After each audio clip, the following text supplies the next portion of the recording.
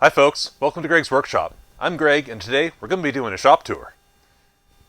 When we bought the house 3.5 years ago, the garage was bare studs. This garage is from the 1940s, roughly, so it's full dimensional lumber. A buddy and I spent an entire day insulating the walls, insulating the ceiling, and hanging plywood.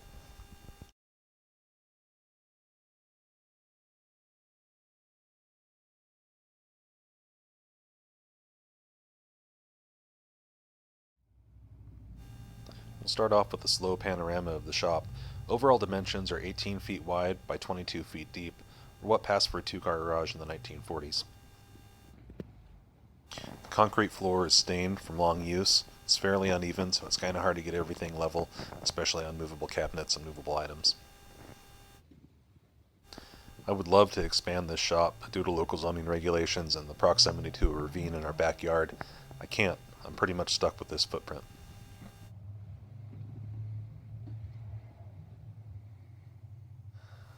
We'll start off at the door. Every shop needs a good step stool to get up to the high shelves. I have mine hung on the back of this door. Next, I've got the electrical system. I wired the whole thing myself. I did the panel. This is a sub panel off the house. I did all the circuits. We'll talk about the circuits as we go along. If you're able to do this, I highly recommend it. Whether you pay somebody to do it, which will be expensive, or learn how to do it yourself, a sub panel in your garage or in your shop is a great thing to have. Next, we have the charging station. Hopefully you saw the video on that a few months ago. We've got our welder, oxyacetylene set back there. Under here we have some other tools. I've got bench grinder and a belt sander, as well as a disc sander on a cart. I can unlock it, I can spin it around, put it wherever I need it. Over here is a Craftsman 6-inch joiner. I got that as a gift, not a gift, but my father-in-law gave it to me. It had one of the big, like 1980s style Craftsman metal stands, took up about 4 feet by 2 feet. I went ahead and built this wooden one instead. It's worked pretty well. Up on the wall I have some storage. I'm going to be rebuilding these shelves, probably put it in a full cabinet here. Fire extinguisher, always need to have a fire extinguisher. Workmate if I need a portable work surface. Some heavy-duty extension cords to wire the generator to the house. I'll be doing a video on my generator setup and just generators in general here in the next month or two, probably, and we'll show you how to use these. This is probably my favorite tool in the shop. This is a 1970s era Delta drill press. Really cool story on this one. I bought it from the estate of a man that was a machinist at Freightliner up in Portland.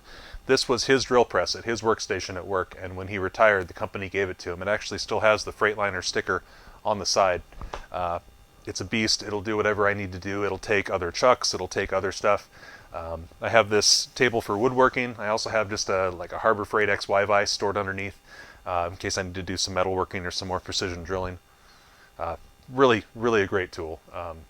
I know people don't always like drill presses, or they see them as sort of secondary, but man, I can do a ton of work with this thing. Here we have the bandsaw, kind of your standard 1980s Craftsman bandsaw, 12-inch. It's not quite big enough to resaw. It's not small enough to put on the tabletop.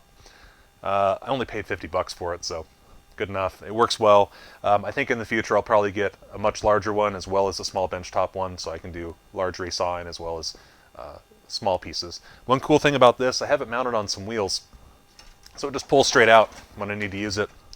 Pushes right back in. I also want to point out this here. This is my offcut bin, one of two that I have in the shop. Cleanliness is important. Entropy happens, and one way to prevent that entropy in your shop is to have a place to put your offcuts and your trash. So I always have this right here by the bandsaw. It all can just go straight into the bin. In the corner of the shop I have some storage here.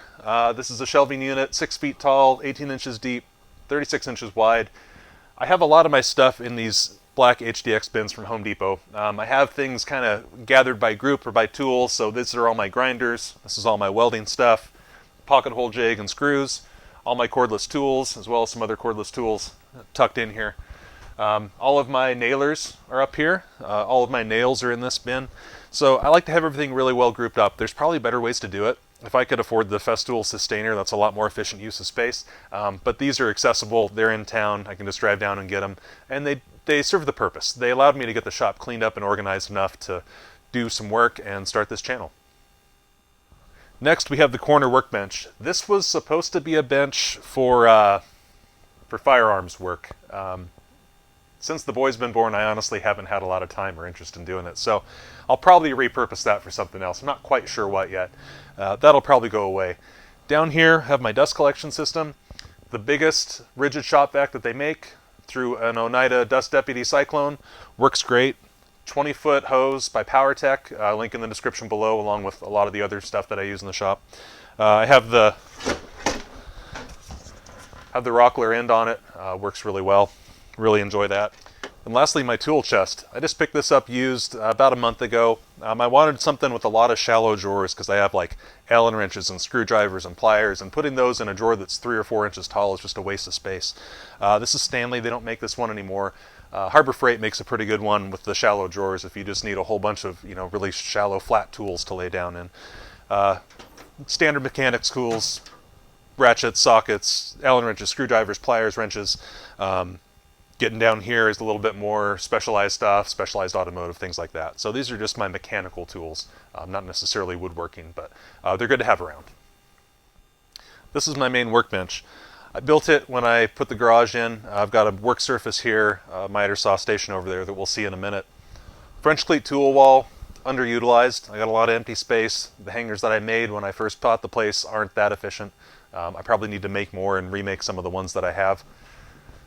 This is going away. My trim router table hangs up on the wall. Hopefully you've seen that video. That's a great little tool to use. Got a vise over here. This is going to go away probably. I'm going to take it out. I'm really protective of my open space in here. I have a project coming up where I need to bring a 17-foot boat into the shop to work on it for a few months, and I need this extra 2.5 feet here to make it fit. I'll be replacing this with a roll-around assembly table, table saw stand. I'll talk about that a little bit more later. This is the other part of the workbench. This is my miter saw station. I have this dropped down so that it's flush with the workbench.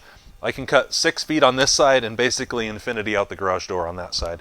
12-inch miter saw by Rigid, first video of the channel.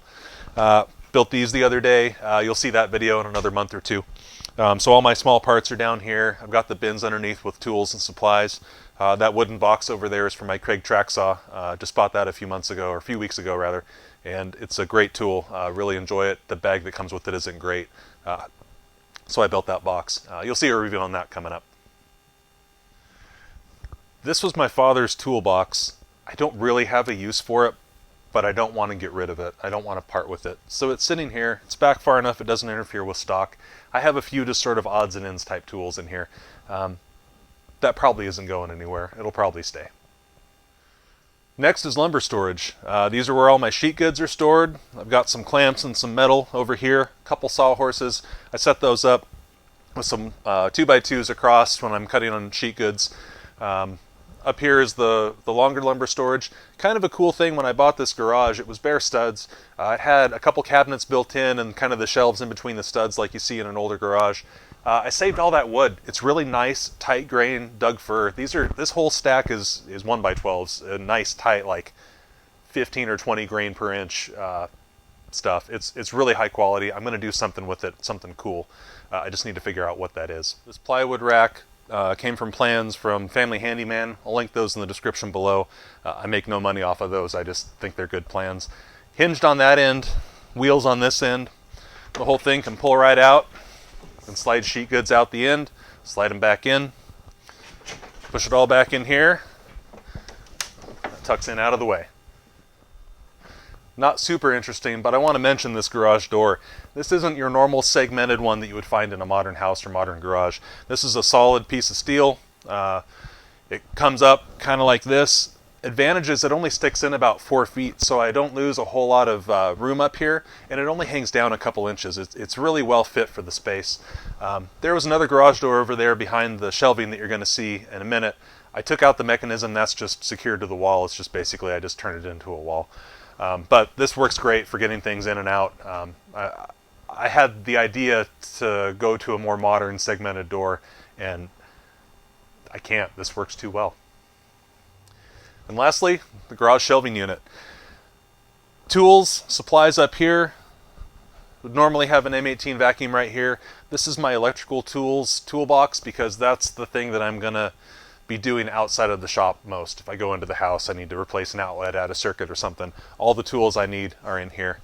Down low, I have some recreational things, a box of all of our boat stuff, crab cooker, generator for the RV trailer. Up top, I have oil change stuff. It's large, it's bulky. I don't use it very often, but it's lightweight, so top shelf is the place for it. Let's talk about the ceiling.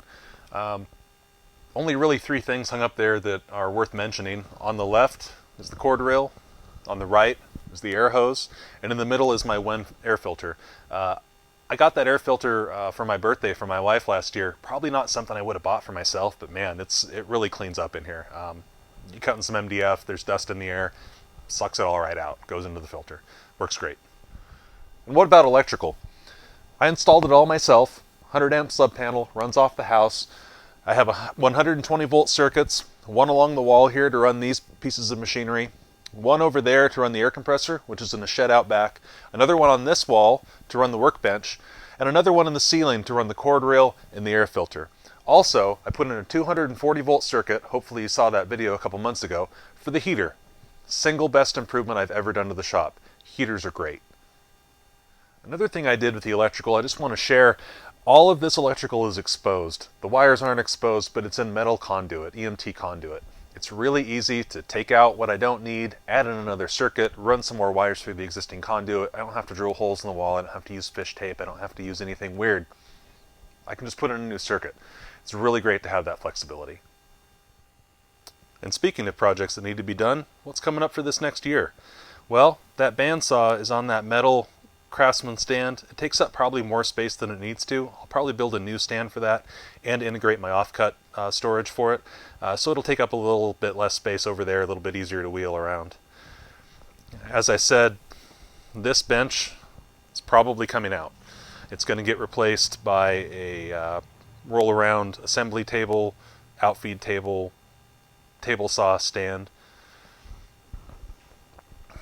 Lots more tool holders on the walls. Probably a fence for the miter saw.